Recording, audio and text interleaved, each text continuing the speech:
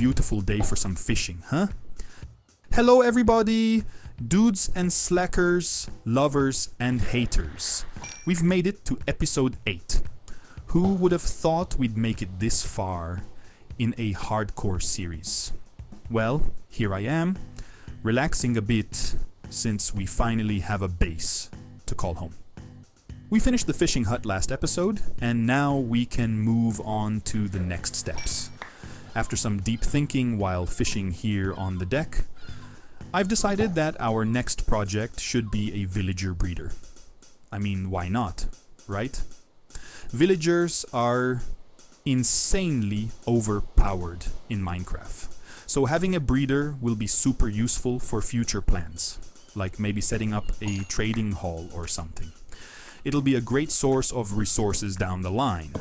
So, that's the plan. Enough fishing, time to get to work.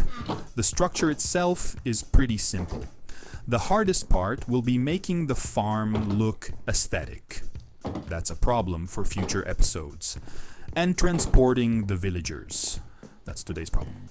For the transportation, we've got 2 options. Option 1 is crossing the ocean. There's a desert village that's super accessible and right next to the sea, which makes transporting the villagers by boat easy. On the other hand, we've got a village near our iron farm. It's closer, but we'd have to set up some minecart rails for transportation. Well, no need to think too much. Let's sail across the seas and grab some villagers from the other side. The last time this happened in world history, it didn't turn out so great. But don't worry. Here, we treat our villagers with respect and care. Alright, let's go and capture our first volunteer.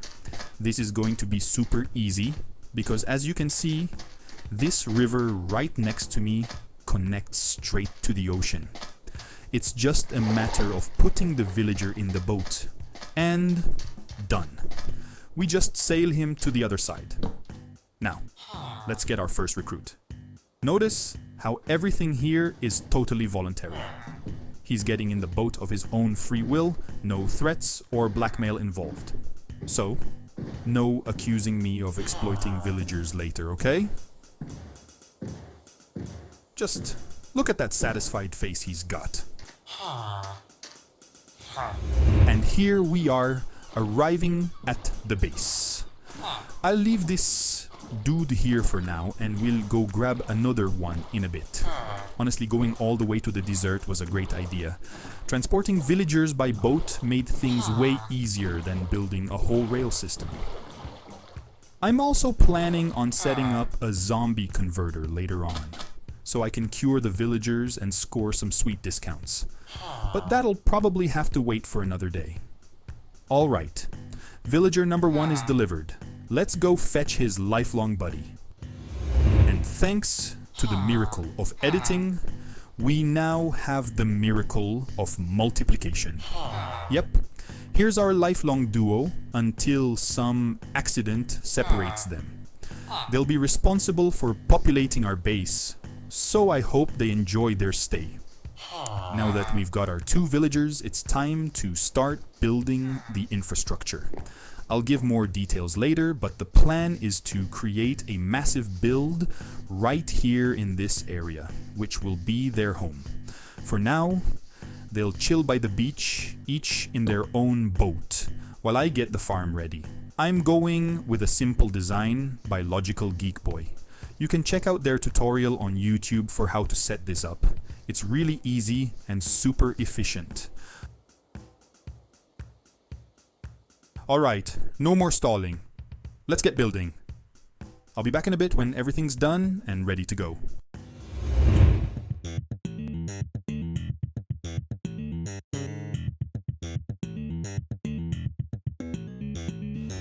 And here we are.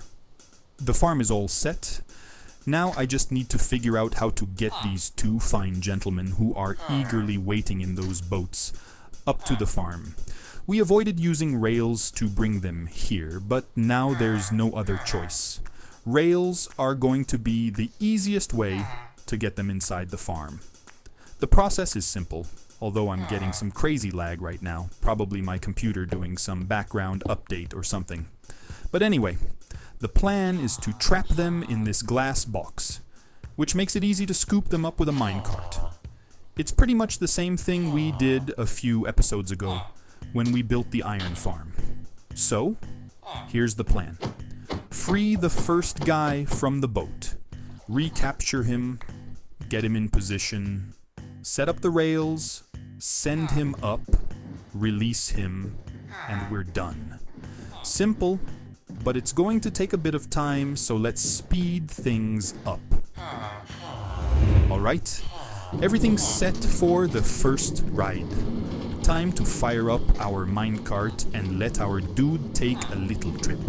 In theory, nothing should go wrong, but let's follow the cart just to make sure everything runs smoothly, because you never know when something unexpected might happen, like a wandering trader randomly strolling onto the tracks and almost getting run over by the minecart. That was a close one. Looks like everything's good though. Now, time to repeat the process, and we'll have our farm ready to roll.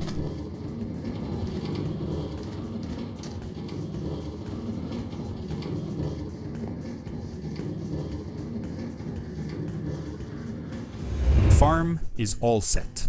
Now, let's see if it actually works. We just need to wait for the magic to happen. And, dudes, sorry, I know I'm invading your privacy here. Nothing personal, just business. And apparently it didn't work, because, genius that I am, I forgot to place the beds. You see that? No? Exactly. The beds are supposed to be right here, but I totally missed that little detail. Well, no big deal. Easy fix. I'll go grab the 4 beds and be right back. Beds placed. I'll show you in a second, but first time to sleep. Gotta love the sunset in this game. Alright folks, now everything should be good to go. I won't stay up there spying on them. Let's give our villagers some privacy, or they'll start thinking I'm weird. Time for a time lapse, shall we? It's time to make this farm look good. Obviously, we won't finish everything today, but we'll start. You might not understand what I'm building at first, but don't worry, I'll explain everything once the time lapse is over, so let's rock.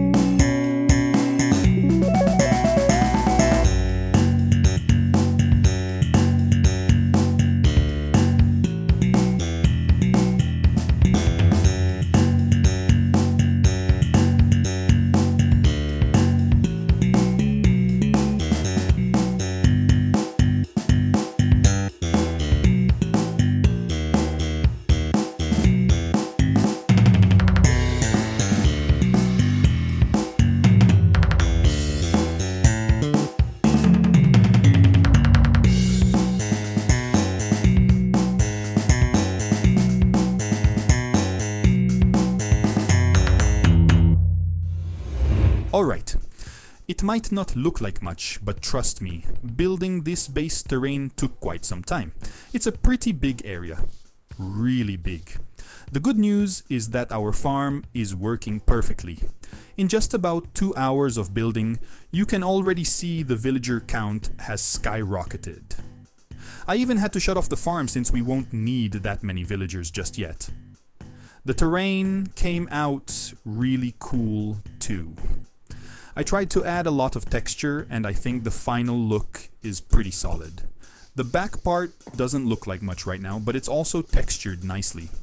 Let me show you up close so you get a better idea of what this build is all about. Here, this shapeless hole will be a custom tree, inspired by tropical trees. It's going to be really tall and thick, a real standout feature. And these stones mixed with tough blocks will be a railroad track. We'll have a locomotive here, of course, and the idea is to build a railway that connects this side to our spruce village over there. Yeah, you can see it from here. You can even spot the iron farm. It'll be a way to link these two regions. As for the rest of this grass area, that's where our train station will go.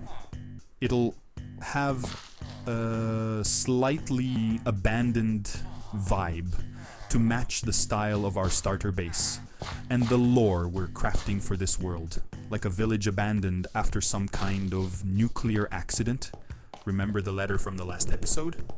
A lot of progress today, and now we've got this massive project for the next episode. It'll probably take a few stages to finish everything. Remember, we're taking it slow here. No speed running with massive time lapses. Hope you enjoyed it. If you did, smash that like button to support the channel. Last episode, you all crushed it. And I hit a record for likes, so thank you so much for that. Catch you next time. Bye bye.